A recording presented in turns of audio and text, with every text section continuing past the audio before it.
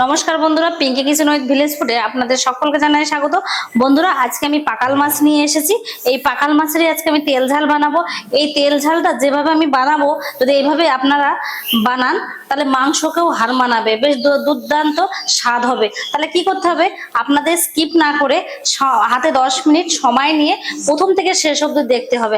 আশা করি ভালো লাগবে। তাহলে চলুন, এই পাকাল মাছটা আমি কিভাবে রান্না করব আপনাদের দেখে নিতে হবে। দেখুন কত সুন্দর পাকাল মাছ আমাদের নিয়ে এসেছে। এগুলো এবার মাকে দিয়েছি। মা তো ভালো মাছ কাটে, সবসময় মাছ কাটার জন্য মা কাটো। আমি বন্ধুরা মাছগুলো সুন্দর করে কেটে পরিষ্কার করে দিই। বৌমা মাছগুলো তো কেটতে পারে না, ওই জন্য মাছগুলো কাটে দিচ্ছি। দেখো কত সুন্দর মাছ, পাকাল মাছ। এই যে কত সুন্দর চওড়া চওড়া একদম। হ্যাঁ, সুন্দর মাছ, ছেলেটা বাজারে থেকে নিয়েছে।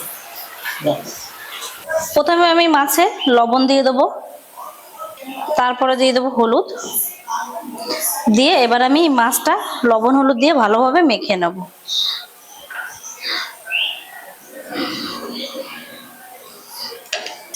বন্ধুরা, এদিকে আমি কড়াই বসিয়ে দিয়েছি, কড়াইতে তেলও দিয়ে দিয়েছি।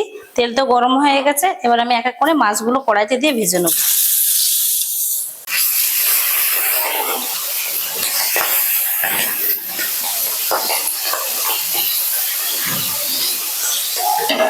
মাছগুলো আমি বেশি কড়া করে ভাজবো না, মাছগুলো আমি একটু হালকা ভেজে নেব।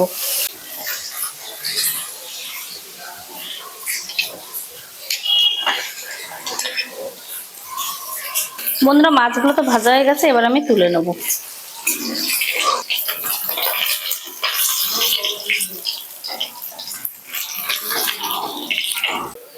মাছ ভাজা হয়ে গেছে, এবার আমি তেলে ফোড়ন দিয়ে দেবো, তেজপাতা, জিরে। এবার আমি দেবো কিছুটা টুকরো করা পেঁয়াজ, আদা রসুন বাটা দিয়ে মশলাটা আমি ভালোভাবে ভেজে নেব। আর দিয়ে দেবো এখানে বেটে রাখা কিছুটা পেঁয়াজ, আর দিয়ে দেবো কাশ্মীরি লঙ্কার গুঁড়ো দিয়ে মশলাগুলো আমি ভালোভাবে ভেজে নেব।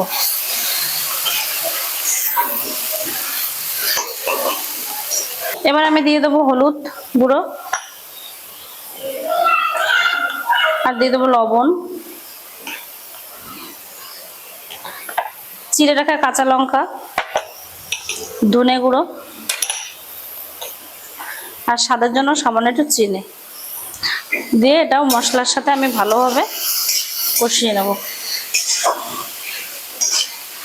মশলা কষানো হয়ে গেছে, মশলা থেকে তেলও ছেড়ে দিয়েছে। এবার আমি জল দিয়ে দেবো।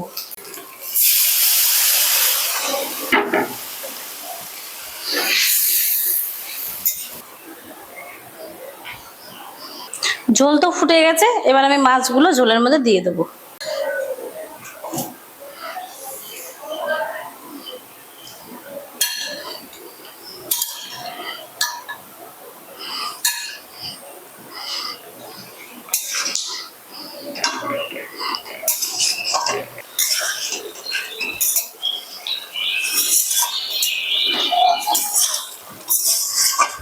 দেখুন বন্ধুরা, আমাদের পাকাল মাছের ঝোল তো রেডি হয়ে গেছে, আর কত সুন্দর কালার এসেছে। একদম পুরো মাংসকে পুরো ফেল করে দেবে। আর এভাবে বানালে তো একদম চেটে পুটে খেয়ে নেবে বাড়ির সবাই। তাহলে পাকাল মাছের ঝাল তো রেডি হয়ে গেছে, এবার আমি নামানোর আগে একটু গরম মশলা দিয়ে দেবো,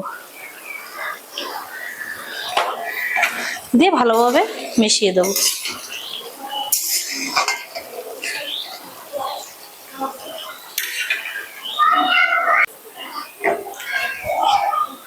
তাহলে বন্ধুরা, আপনারা তো প্রথম থেকে শেষ অবধি দেখলেন এই পাকা মাছের ঝালটা কিভাবে আমি রান্না করলাম। তাহলে আপনারাও ঠিক এটা এইভাবে বাড়িতে বানিয়ে খাবেন, আর আমাকে কমেন্টের মাধ্যমে জানাবেন কেমন হয়েছে এই রান্নাটি। আর আজকের ভিডিওটা আমাদের এই অবধি। পরবর্তী ভিডিওর জন্য আমাদের পাশে থাকবেন, আর আমার চ্যানেলটি সাবস্ক্রাইব করে আমার নিত্য নতুন রেসিপি দেখার জন্য আমার সঙ্গে থাকবেন।